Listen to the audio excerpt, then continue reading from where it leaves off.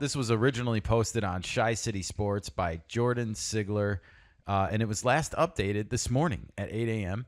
And the caption underneath the picture says, Bears head coach Ben Johnson speaks during the rookie mini camp at Hallis Hall.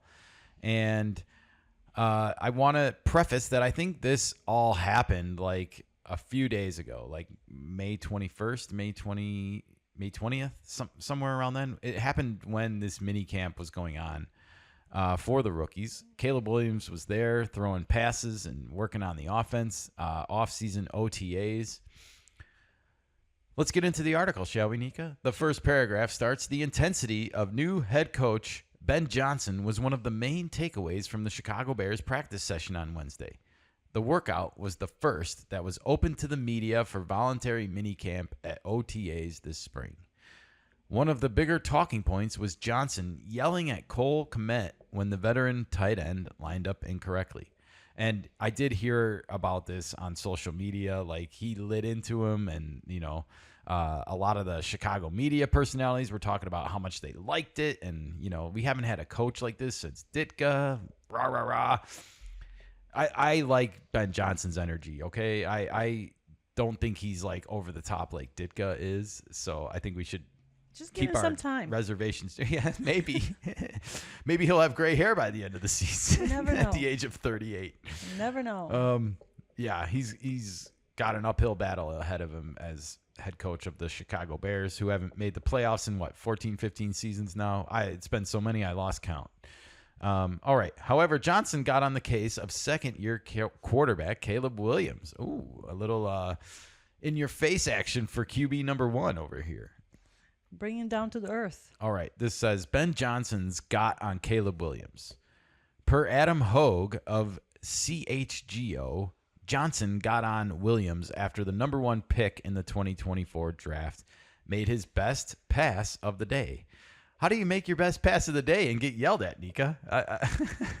Define best. Yeah, I guess it's best in the eyes of whoever saw it, because Ben Johnson didn't see it that way, apparently. No. All right, well, this is what Adam had to say. I heard this, by the way. It is on podcast form, but I'm going to read it for you here. It's interesting, that one. What appeared to be his best throw of the entire day when he hit DJ Moore deep down that left sideline, it was probably more like a deep out. Caleb came back towards where the coaches were. Ben Johnson was like, you can't do that. Like, so I don't know what wasn't right there.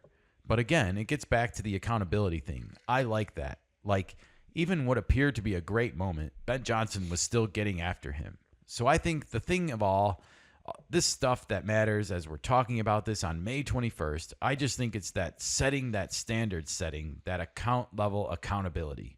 That's a word salad of a quote right there. Could you just say he's keeping him accountable?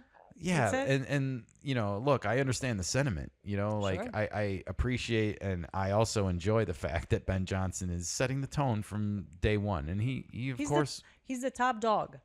I'm the coach. The buck stops with me. So everything funnels through me. Yeah, and we talked about how Ben Johnson is going to come in here and he's building a culture. The Bears have not had a culture, an identity for a really long time. Mm-hmm. And it's not just an offensive culture and identity. It's a whole team culture and identity. Yeah. And he's Sometimes building you that. have to yell at people. Sometimes you do. And also, it's a field, and you're yelling at people across, so it might look worse than it is sometimes, Sorry, I thought he was like in the room yelling at them. I know. They're on the field practicing. Of course they're going to be jeez. yelling at each other. A lot of nothing over here then. All right. Well, actually, this wasn't the juiciest part of this article. We're about to get into that. If you flip to the next slide, it says the Chicago Bears have a long way to go before Williams is polished. No shit, No Sherlock. kidding. Okay. Overall, Mark Carman didn't think Williams had a good day on Wednesday. He thinks Williams has a, quote, long way to go before he can be successful in 2025. And here's his quote, Nika. Caleb Williams, I was hoping that Ben Johnson impact would be immediate. The impact is not immediate, Carman said of Williams' development under Johnson since OTAs started in April. He's throwing off his back foot. He's running out of bounds. He's doing weird sidearm throws to no one. He's overshooting receivers. He's doing it while they're doing live drills. This is unbelievable analysis over here. I don't know how you would expect something to change like immediately. Oh, this is like social media. You like and you get a thumbs up right away. On the one hand, we are saying that we like that Ben Johnson is challenging his players and raising the expectation level around Chicago Bears football. And on the other hand, we're saying, why isn't it happening quick enough? Because we live in a society that needs instant gratification. We've been trained for the last 10 years or so. Yeah, we're all guilty of it in our Yes, own of lives course. and in our own ways. But like, I That's think not how sports work. it's not. It's not how sports works. Like, we had to sit through 7 years of Jordan before we touched championship gold, you know, and we knew he was the best player in the league, but we knew he didn't have the best team yet. And we were trying to build that team around him, and we did it, and it worked. And we won 6 titles in 8 years. And like, it can happen. You can build a team, and you have this opportunity right now to do this here you have a first-year coach, a second-year quarterback, and they have a lot of work to do because of that offset. Because they weren't here together in year one doing it. Whether they work together or not, you still have to work together towards something. Whether that, doesn't matter what happened before. You need to be coached. Yeah. Things happen with time, not instantaneous. Well, the mechanical things he's talking about here, throwing off the back foot, doing sidearm throws and things like that, I can understand that, especially, We saw it last year. we watch a lot of baseball. We see mechanical breakdowns, fail hitters all the time. Yes. And so you don't want that in your professional sports life, whether you're playing baseball, football, basketball, hockey, anything. Like, you want fundamentally sound technique in your orbit. And you don't want people to get injured because of their fundamentals, because their fundamentals are wrong. Yeah, you want your skills working for you, not Yes. against you. And Exactly. they can do both. There are guys that are talented enough to sometimes let those talents get the best of them, and they think they can do anything. And At that age, oh my goodness. oh yes. yeah, especially You at this age. feel like you are indestructible. Especially with a kid that has been wanting to be drafted number 1 since he was 10. Yeah. So, all right, let's finish this quote here. He's doing it while they're just doing just throwing drills. It was not a good day for 18. So look, he's going to be the Bears quarterback. There's no doubt about that. Oh, really? But there's also no doubt that I'm sure that Ben Johnson is seeing that there was a long way to go for him to be successful. And I don't know. I just thought the Ben Johnson impact would be immediate. It is not immediate.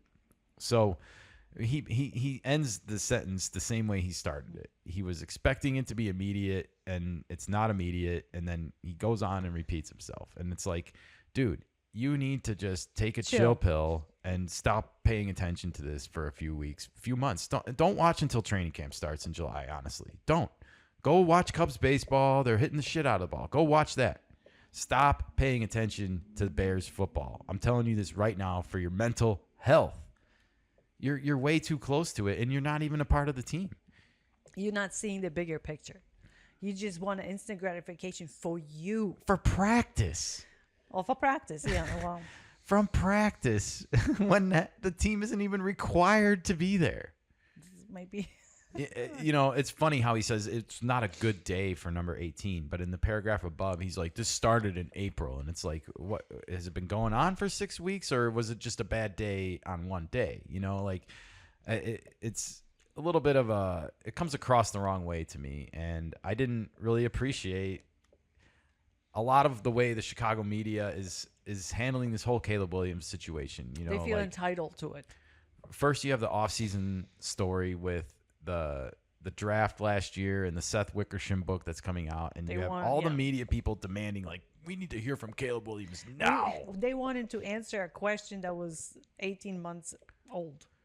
They want him to answer for something he did 18 months ago, Well, yeah. and his dad did 18 months ago, and it's like I just don't understand the entitlement mentality with that.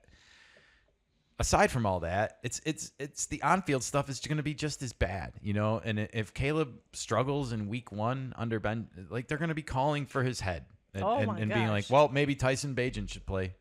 And I like Tyson Bagent and I like his dad, but I don't want Caleb Williams to be replaced at quarterback, unless he gets hurt for, God forbid, some reason. But look, I think You're not wrong, though, but that's how it's going to work. yeah, The mainstream media in Chicago.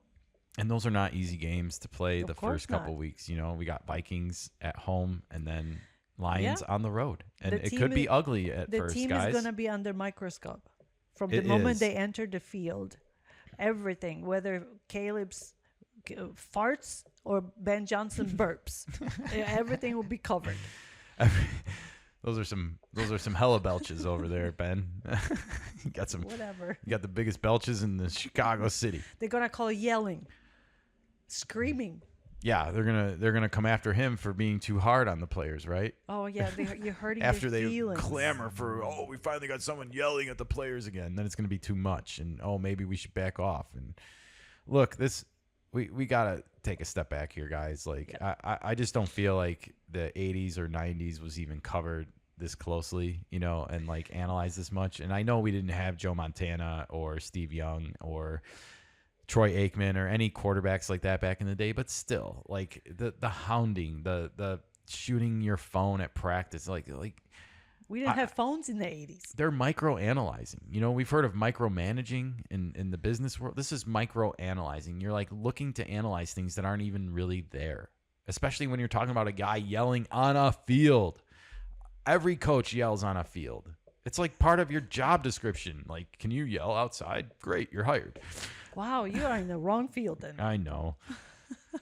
Well, I'm in the right field now. I'm talking on this microphone, everybody. There you are.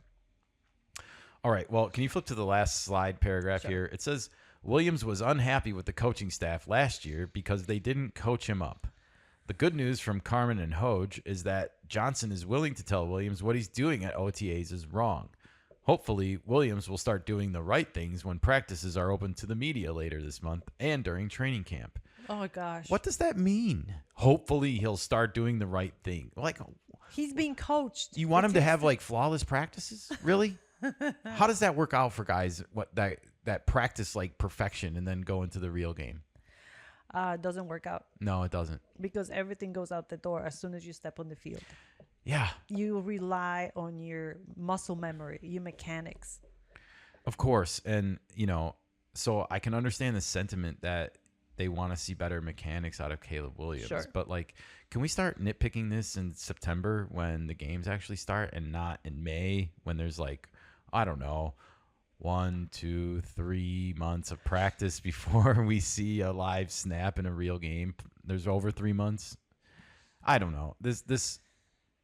This poor kid. I don't know what to say. I feel for Caleb Williams over the past couple of weeks because first with the ESPN story with Wickersham's book, and now, every move that he makes is going to be overanalyzed under the new head coach.